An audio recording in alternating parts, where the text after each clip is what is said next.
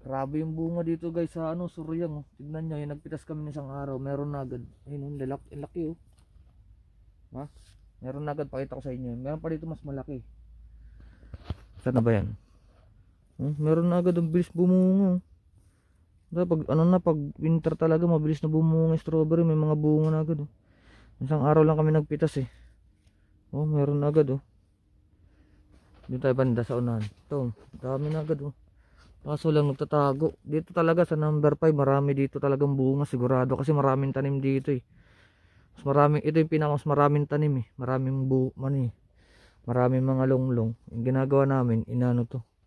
Pinipin. Tapos nagkakap din kami. Ito, nagaganito kami oh, nagkakap. Ito guys, oh, ang laki oh. Tingnan nyo. Wow, ang laki oh. Kumpara mo dito sa maliit. Maliit, tapos ito, ang laki oh. Di ba? Dami na, di ba? Baka bukas siguro magpipitas kami nito. Oh, dami ng bunga agad eh. Ayun lang ginagawa namin, nagkakap muna kami ngayon. Gulat ako, pag tumisilip ako, meron agad mga bunga eh. Lalo na to, yun, katago.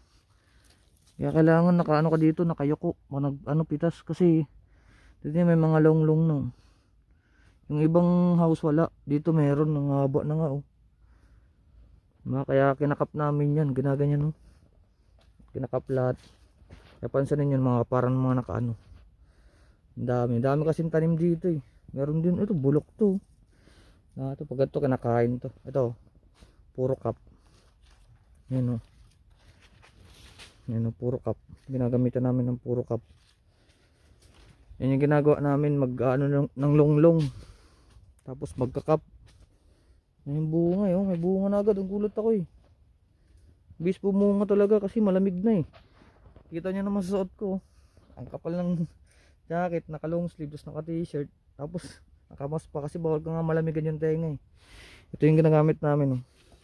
Pinipin tapos ginagamitan ito ng kapas. Pag may patay naman, pinapalitan ito. Napalitan ng mudyong kasi may dumating na bagong ano, pamalit. Ganyan oh, pinalitan ko. Yan.